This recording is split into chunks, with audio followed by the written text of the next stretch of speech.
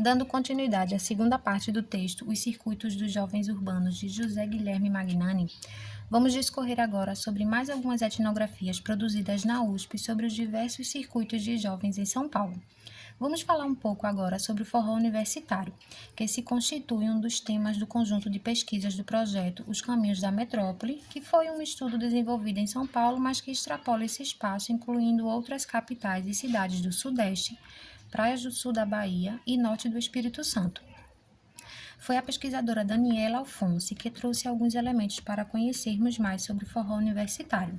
Foi na década de 90 que surgiu essa nova versão do forró tradicional, o raiz pé de serra, de onde foi originado, sendo bem aceito pelo público em geral por diferenciar dos forróis risca-faca frequentados pela população de mais baixa renda.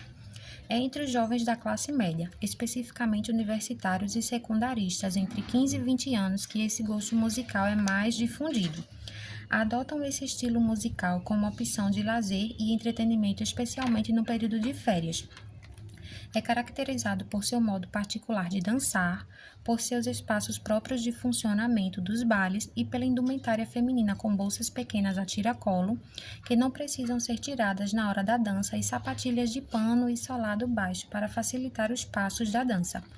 Músicos, produtores e público adepto reconhecem o forró universitário como um exemplo de apropriação, glamorização e adaptação resgatada com respeito de uma tradição musical própria da população migrante de origem nordestina.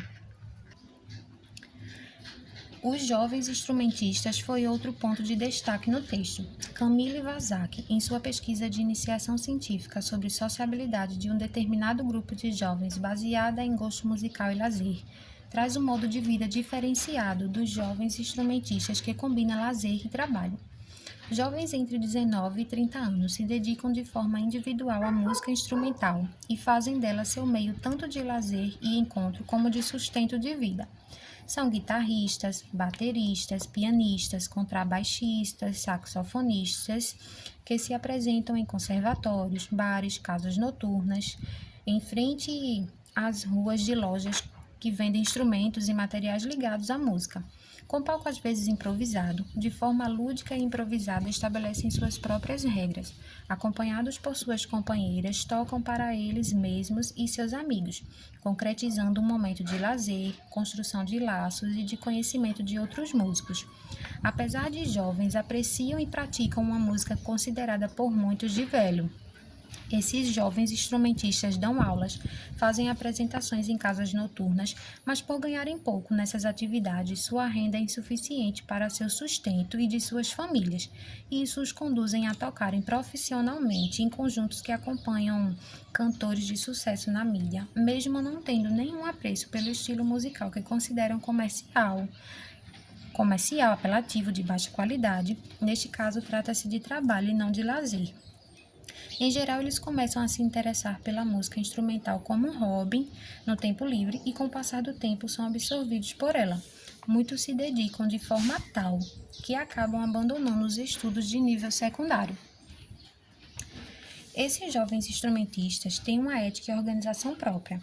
É um circuito que se expande do plano estadual, nacional, para o internacional.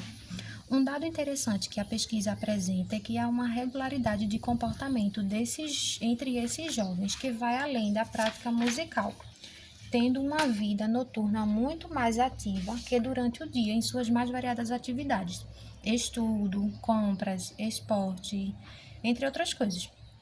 Nessa articulação entre trabalho e lazer na perspectiva musical, há um estilo de vida marcado pela imprevisibilidade do dia a dia. Entretanto, o amor à música é o fio condutor de tudo isso que os move.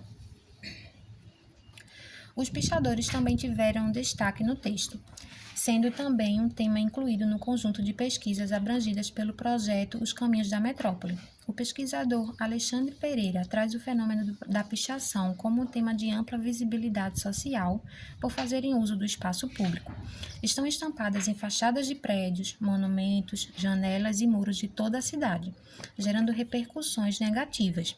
As pichações são caracterizadas pela ausência de mensagens inteligíveis ao restante da população, sejam elas de protesto, declarações de amor ou outras coisas. Elas consistem na inscrição de nomes e apelidos, com letras utilizadas e de difícil compreensão, preferencialmente em locais de ampla visibilidade e difícil acesso.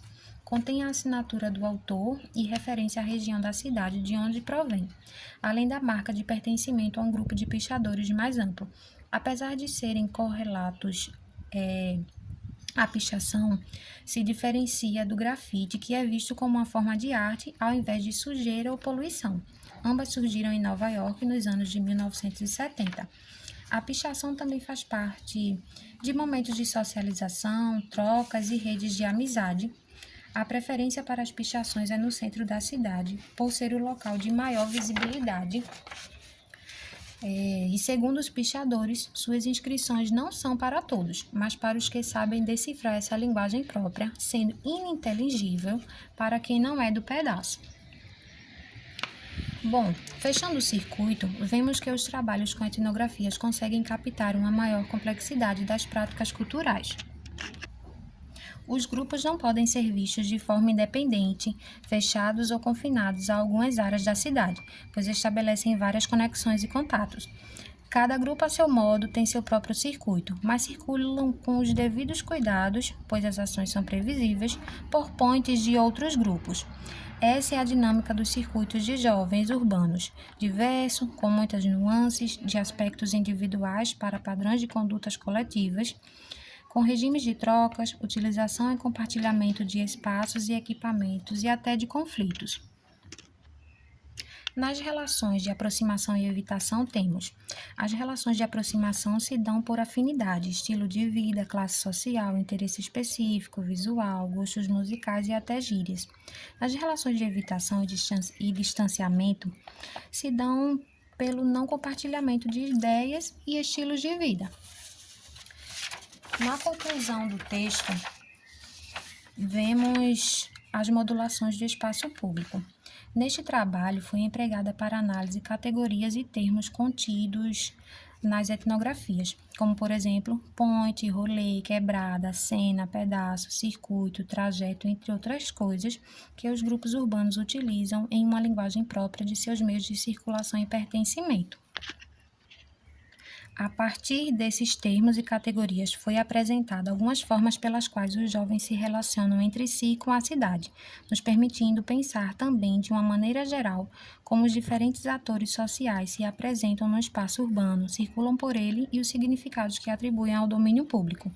Cada grupo de pessoas com suas peculiaridades usam e se apropriam do espaço público à sua maneira, com suas percepções e atitudes próprias, tornando esses espaços seus por identidade. Criam vínculos e vivenciam experiências diversas que ultrapassam os limites físicos para os subjetivos, tornando a existência mais rica, produtiva, fascinante e feliz.